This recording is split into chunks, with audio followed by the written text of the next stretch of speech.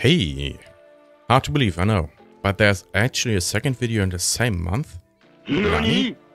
Yeah, I've been thinking about what to do first, what to do in general, how to do it, and what to prioritize first. Getting better in cutting/editing, making more content, building a community. Should I advertise or not? I'm just not sure. I think the best approach would be to keep everyone in the know first. It's not like you build a lot of trust with uploading once in 8 years, right? Well, I'll be doing what I've been doing for years. I just play games I like. Just this time with filming myself, cutting it with software I don't know how to use, and uploading it onto YouTube. That way, I'm at least doing something productive. I'm just not sure where to start. I'd love to start with all the main entry Tomb Raider games, because the adventures this series started back in 1996 is what I think brought me into gaming in the first place. The vast landscapes that opened up to you, even with a very limited draw distance. The many biomes you visited, with a never before seen level of freedom and movement. And this in such a stunning looking 3D game amazed me. The impossible odds you overcame and the many secrets you could find fueled my eager bravery and curiosity. I to this day can hear her no when you try to use the wrong key, and the sound when you run into a wall, and the jingle when you find a secret. Or do I start with something a bit more easy, like KK&D Crossfire 2 for example? The first game I actively enjoyed in multiplayer. I played so many hours against my brother or with him, against bots. We once started the match right before my grandma made lunch. She made goulash with extremely long but thin macaroni. I think they are called ziti. Perfect for this type of dish, because you could use them as a straw for the sauce, which I did of course. Gaming really helps me to preserve good memories and attach them to a feeling I've had while getting an achievement, enjoying the time I've had, or winning a match against my brother, which was rare at the time because he's the older one of us. Anyway, back to the match we've had. We agreed to leave the game up and just build the second tank of our army. I've had the mutants and he's had the humans. So I built a scorpion and he built the bubble looking tanks. Infinitely. After the lunch, the map was filled with our massive armies. Every resource on the map was emptied and whoever lost the fight had no way of winning. So, as someone who knows the game, you surely know by now that only I could have won.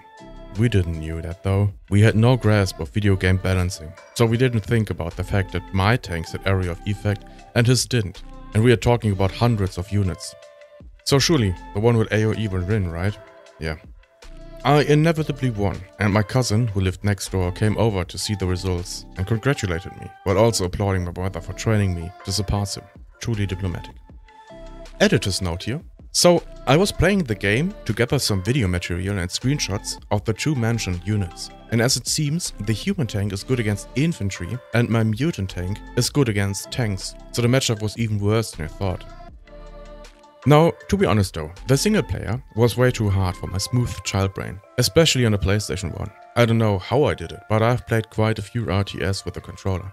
Anyway, I haven't played the first game, and I haven't played either campaign, at least not till the end. So this would be somewhat of a new experience for me. Now, back to the main question. I could also undertake a massive video project in the form of an all-time favorite game of mine, Final Fantasy VIII. A game that would require me to play at least 60 hours before I could even start to make the video. Or do I go back to the roots with Rise of Nations? Or do I join the revolution and help free Mars from corporate greed, a plague, and slavery in Red Faction? Or do I play more modern games that would surely attract more viewers than a game older than the majority of users on YouTube? And with that we can come back to the Tomb Raider example.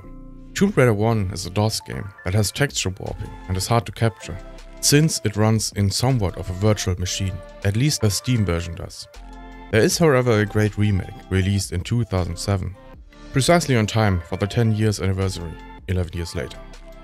By at this point not Eidos anymore, but Crystal Dynamics, that stays very much true to its original form and is in many ways better, especially the last few levels. They are brutally hard in Tomb Raider 1.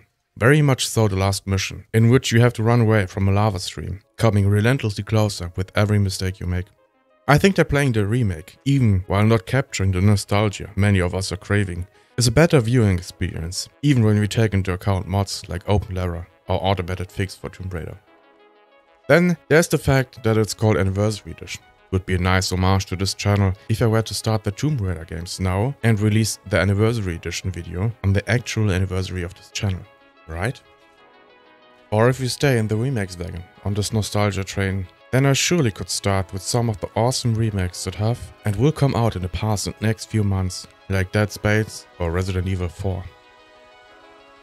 Can you feel it, Mr. Krabs? Can you feel it, Mr. Krabs? All of those sound like good ideas and options to me. However, I have a huge problem with scope creep. I want every video to be perfect and the best I could do. And yes, I know, perfection is unobtainable, but I at least can try. I feel like when I start with games that I love, I would lose interest in continuing with this channel sooner. And that it would be a disservice to my beloved games when my editing is not on point. But then again, there are many great games. And I think that when I would start with games I know, and that nobody cares about anymore, I could get better and grow faster in the shadows. And then, when you least expect it, I go viral with my open madness. Indie Elden Ring 2.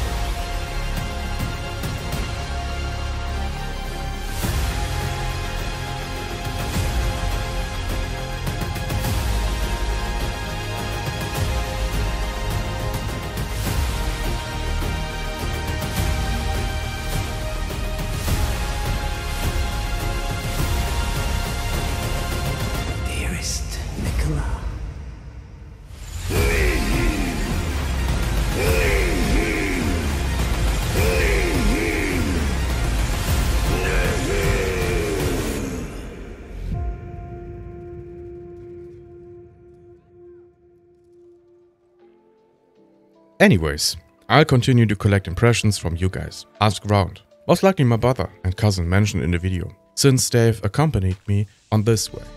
And I've probably made a decision less than a week after this video has been released, and have started to film all the content I need, so the next video will have to wait a bit. My video should release in a more steady stream by then. Thanks for watching, stay tuned and have a nice day.